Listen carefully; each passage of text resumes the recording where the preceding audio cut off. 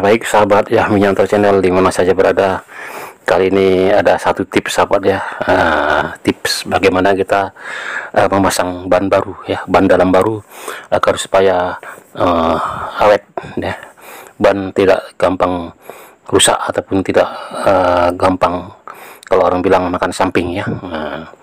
Karena biarpun ban baru, kita harus antisipasi ya, atau kita waspanya bahwasanya ban baru itu pasti bisa bocor ya. Bukan berarti ban baru ya, ban dalam baru tidak akan bocor, pasti bisa bocor ya. Namun kebocoran dari ban baru itu bisa kita kurangi lah, ataupun kita cegah ya, agar supaya kebocoran ataupun kerusakan ban baru bisa diminimalisir ya, ataupun diperpanjang ya. Ya, pertama-tama kita manfaatkan dari ban dalam yang lama ya sahabat ya, kita potong. Nah, ini dia ban yang sudah kita potong. Kemudian cara memotongnya adalah kita ambil sedikit, kira-kira 1 cm, kita potong sampai kena bagian ring dalam ya, ring dalam ban dalam tadi ya. Nah, itu dia udah terlepas. Nah, itu sedikit kita buang. Kemudian setelah kita gunting ya secara merata, kemudian kita masukkan ban lama ya, ban yang lama tadi ya, ban dalam yang lama kita masukkan, kita jadikan sebagai kanvas ataupun lapis ya, agar supaya nantinya ban dalam yang baru tidak langsung bersentuhan dengan ban luar ya. Karena ban luar ini mempunyai karakteristik masing-masing ya. Ada yang kasar sifatnya ban dalamnya ya, bagian dalamnya ya, ada yang tidak kasar ya, itu tergantung merek. Namun baik kasar pun tidak, yang jelas kita harus antisipasi ya, sedini mungkin ya, agar supaya ban dalam atau ban dalam yang baru yang kita pasang ini dia minimal harus awet lah, paling tidak kita bilang harus awet, karena tidak bersentuhan langsung dengan ban luar ya sahabat. Nah, ini kita pasang, kita buka ban dalam yang baru ya dari plastiknya, kemudian sedikit kita kencangi sedikit bautnya, karena dalam kondisi baru biasanya baut pada pentil tuh dalam keadaan longgar ya.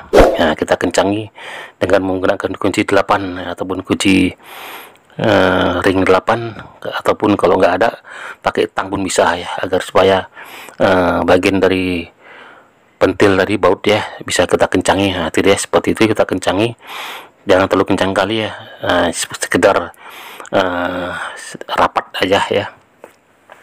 Kemudian kita masukkan, cara memasukkannya pun kalau kita masukkan dulu pakai besi ya, kemudian kita colokkan tembus ke dalam, kita songket dan kita masukkan pentil dari ban dalam yang baru. Nah, itu dia. Kemudian kita kunci pakai baut, sudah masuk kita kunci pakai baut ya.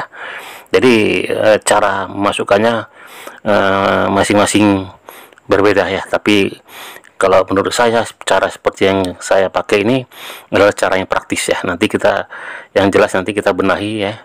Setelah kita masuk, kita pelan-pelan kita masukkan ban dalamnya ya, kita urut demi urut ya, jangan ada yang berlipat ya.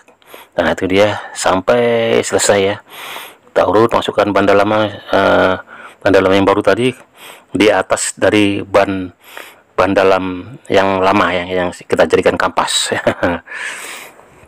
Nah, itu ya, sudah masuk semua, baru kita lakukan pemasangan ban luar ya, ban luar.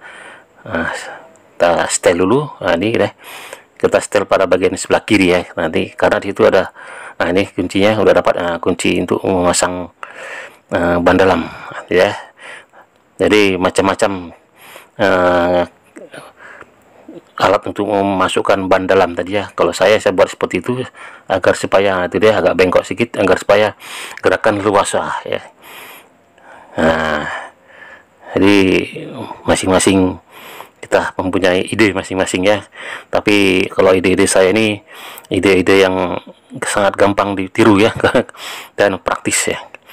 Nah, dan ban dalam pun tidak akan kena kalau ada posisi seperti ini, dia nyongketnya seperti itu, nah dia tidak kena ban dalam ya. Jadi jangan sanksikan kalau ban dalam terkena. Nah itu dia. Nah, sedikit lagi ya, tinggal luruskan, ada masuk kita luruskan dan kistel bagian pentilnya.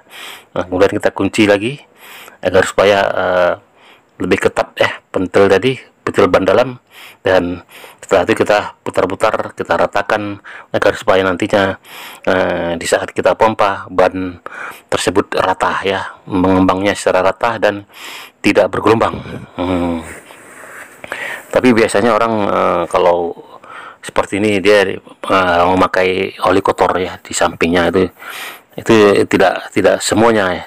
Kita lihat kondisi bannya ya. Kalau bannya agak susah ya, bisa kita seperti itu, kita kasih oli. Tapi kalau gampang ya nggak perlu pakai oli, karena oli kotor jadi nanti jadi kotor semua ya. Kalau kita pakai oli kotor otomatis nanti tangan kita jadi kotor ya, padahal tidak ya. Kalau kita rata betul, kita putar dulu kan, nah itu sebelum kita isi angin kita putar rata nggak bagian tepi dari ban luar tadi ya ke lingkar tadi. Kalau kita lihat dari kanan atas bawah rata, kita nggak perlu pakai oli kotor ya, karena oli kotor ya, namanya oli kotor, nanti kalau kita sedikit-sedikit mengelap kotor tangan kita jadi hitam ya harus pakai sabun lagi, deterjen lagi ya, jadi kerjaan ya. Nah itulah, saya jarang sekali kalau memasang ban dalam ini, kemudian di saat menguncinya ban luar ini tidak saya kasih oli. Nah, karena bagus kita kasih air sabun aja ya, jadi tidak kotor ya. Nah, kita lakukan pemompaan ya, cepat, sedikit.